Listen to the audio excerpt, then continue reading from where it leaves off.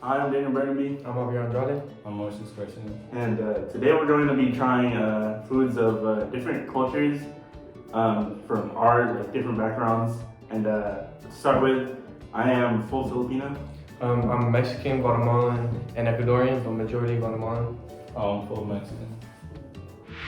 So we're going to explain our project. Basically, our project is about going into more depth on where we come from, where our family comes from, and how our foods shape our cultures. We each went and chose a dish that better kind of explains where we come from. And also, we try to look into more depth of how it's made, where it comes from, and how it brings our culture together. Alright, so basically, anywhere you can find this dish, this famous, actually a lot of people like lumpia.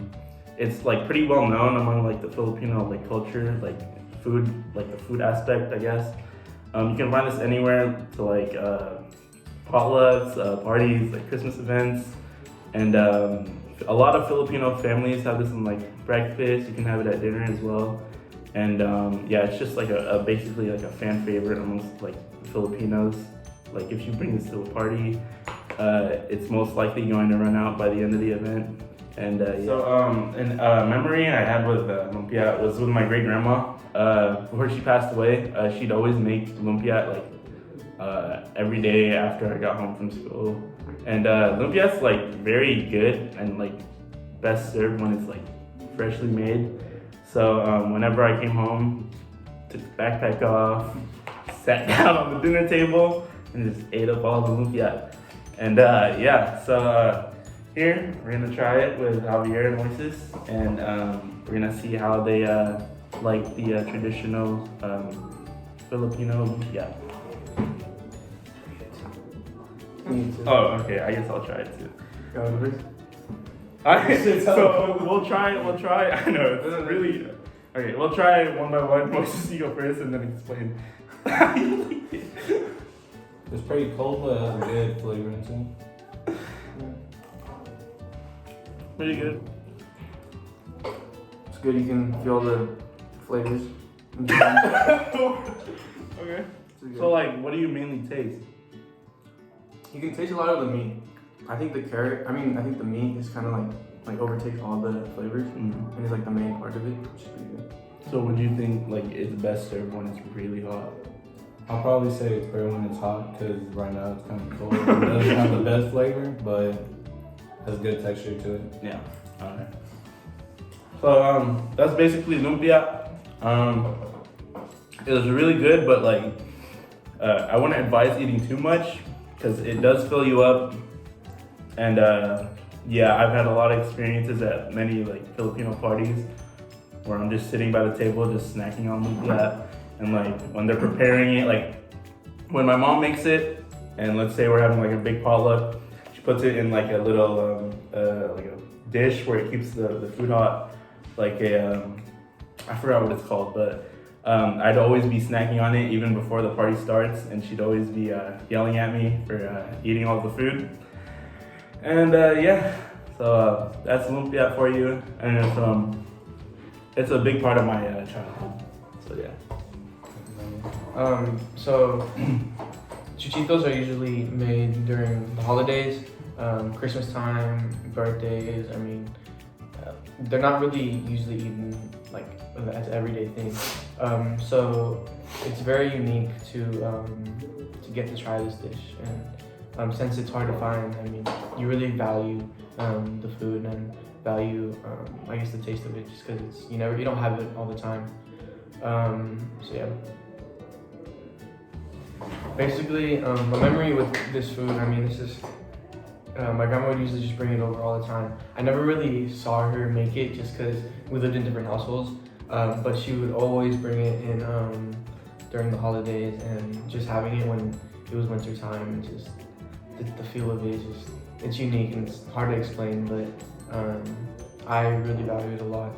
And it really tells a lot about Guatemalan culture and how it's not really well known as much as other cultures are here in California.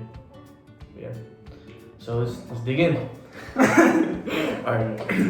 So what would you say is like the best way to dig in? Basically, I would just unwrap it just because it's wrapped in like kind of like a corn wrap thing. And then I'd basically dig in from the middle and then just eat the masa while you eat the meat. Alright.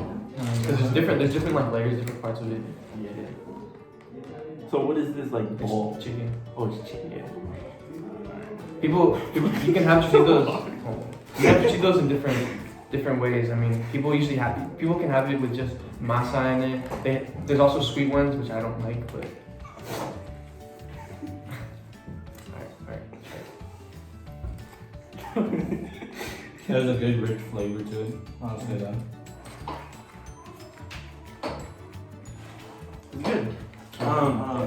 This would be really good if it was really hot. Yeah. But we waited a little and it got cold. But overall, it's really good. Like the corn, right? Mm-hmm. The corn and like the meat to meat ratio. It's Corn. It's masa. I asked you, is it corn? It's wrapped in corn. It's wrapped in corn. Like the So what's masa? corn leaf. Corn leaf. What's masa? Explain to the people what masa is. Masa is basically just like flour and stuff mixed together. It's like dough. It's like dough. Yeah. So it's basically, I don't know. To me, it's pretty good. Where'd you get this?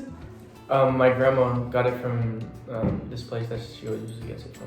Yeah, it's a Guatemalan place, so yeah. Did you try it? It's good. It's good. I love it. See you later, alligator. Alright, I brought a Mexican dish called flan. What's in it is basically milk, chocolate, and some other ingredients that they put in it. My mom is the one that usually makes it, and my tias also make it too. Sometimes when we eat it, it's basically in special occasions, mostly in holidays, and it's mostly eaten like after you have your food and that. One of my favorite memories was that we were at Quinceañera with my cousin, and we saw that there was flan at the desserts. And something that me and him did on our own was eat the whole flan because it had a good texture to it and it was pretty rich. And I would say this was one of my favorite memories that we had with my cousins at Quinceañera. All right, dig in. Who's up first?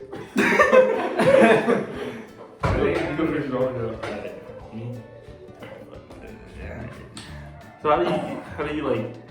Have you ever made flan before? Have you ever made it? My mom mostly makes it, and my tias also make it, and it has a different flavor every time.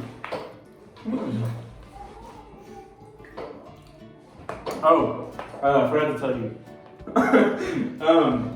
We also have this dish. In the Philippines, it's called leche flan.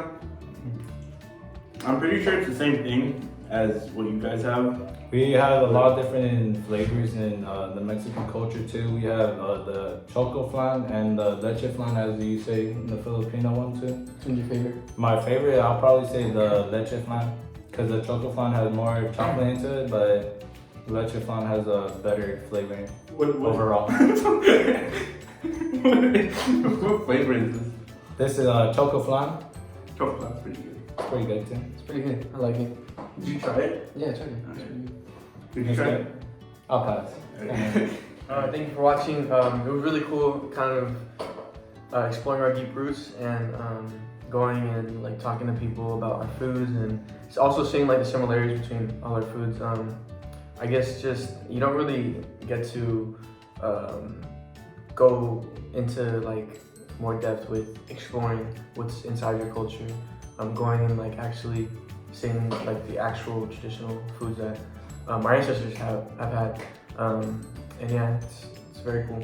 Yeah, kind of like piggybacking off of what Javier said. I myself, I'm still trying to figure out like certain dishes of my own like culture, and it's kind of like it's really fun to like get a taste of like what other people and like Javier and Moises what they have for like food like in their cultures, I guess. And it's just like it's just fun to experience these types of moments.